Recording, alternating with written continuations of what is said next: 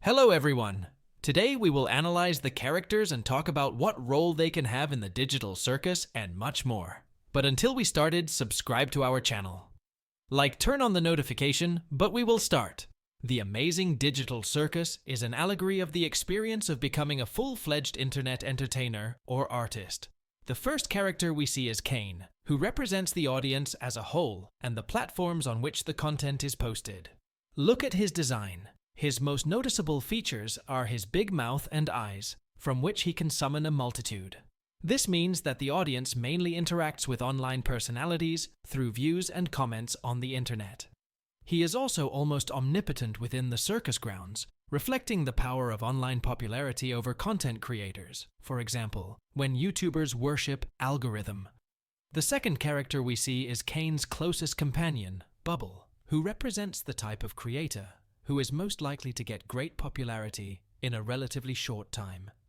He is ready to do anything to please the audience, for example, lick the floor from someone's vomit, a quality that fascinates Kane so much that he can't take his eyes off the creature, which of course symbolizes the mentioned popularity. The generic appearance of Bubble also has meaning as he is almost completely featureless, has no distinctive character traits, and is empty inside, representing the length to which creators go to create a character that attracts as large an audience as possible and does not threaten their advertising revenue. The characters inhabiting the circus are examples of different types of people who become internet entertainers, usually due to inability to fit into a corporate environment. Gangle constantly says that her happy mask is broken, and this means exactly that.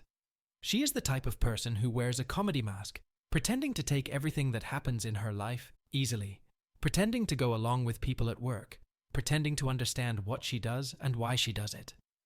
For people like Gangle, at some point in their life, something happens that makes them unable to cope further, or in some cases, they may not be able to pretend well enough in the first place.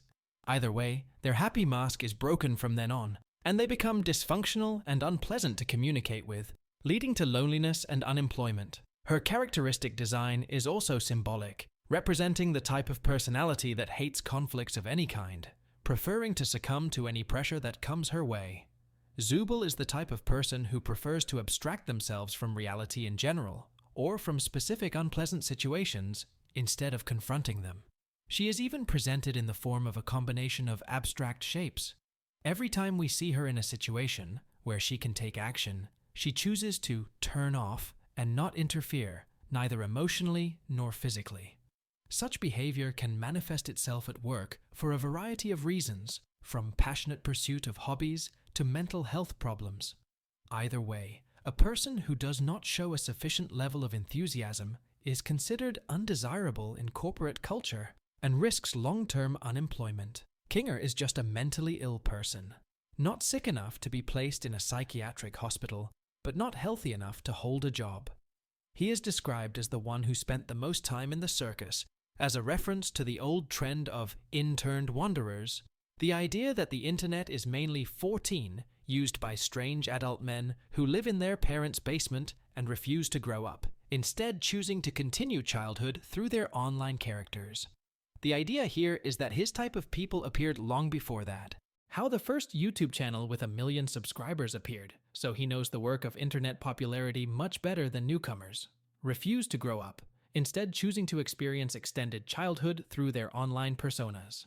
The idea here is that his type of people appeared long before the first YouTube channel with 1 million subscribers appeared, so he knows the work of internet popularity much better than newcomers. Ragata represents people who have been deeply hurt.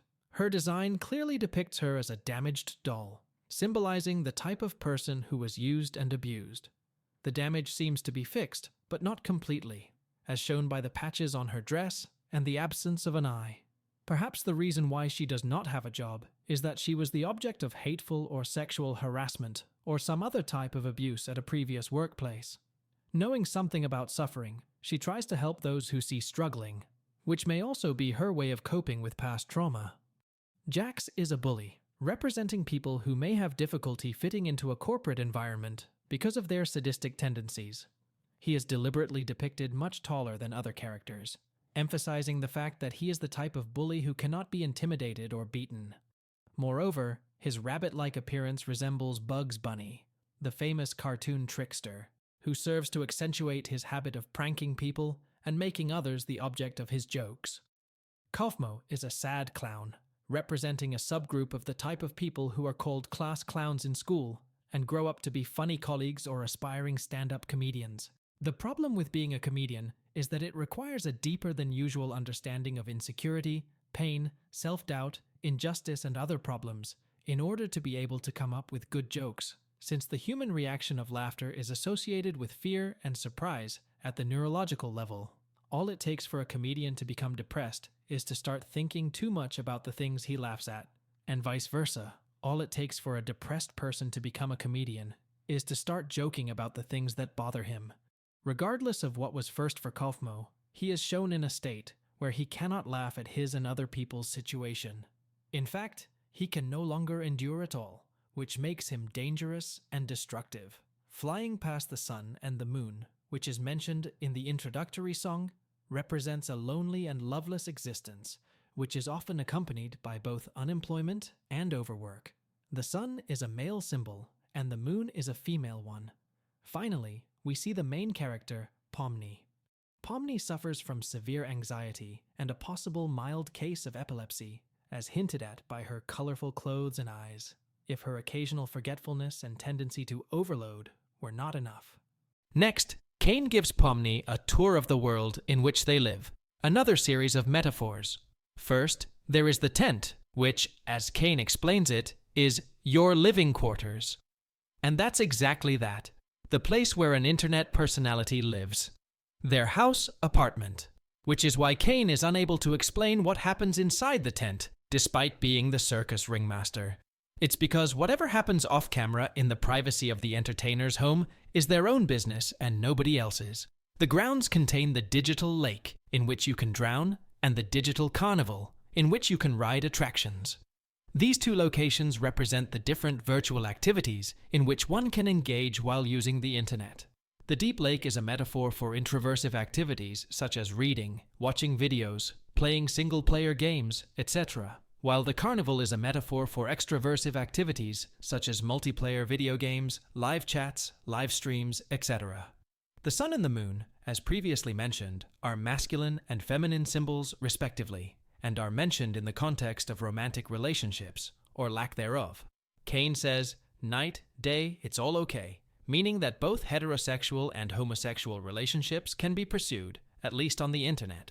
Finally, he shows the newcomer the void, which is a metaphor for the whole wide world. The outside. By having Kane say that not even he knows what is out there, the authors hint on the fact that the opinions of online audiences, and even the workings of platform algorithms, cannot be objectively right, since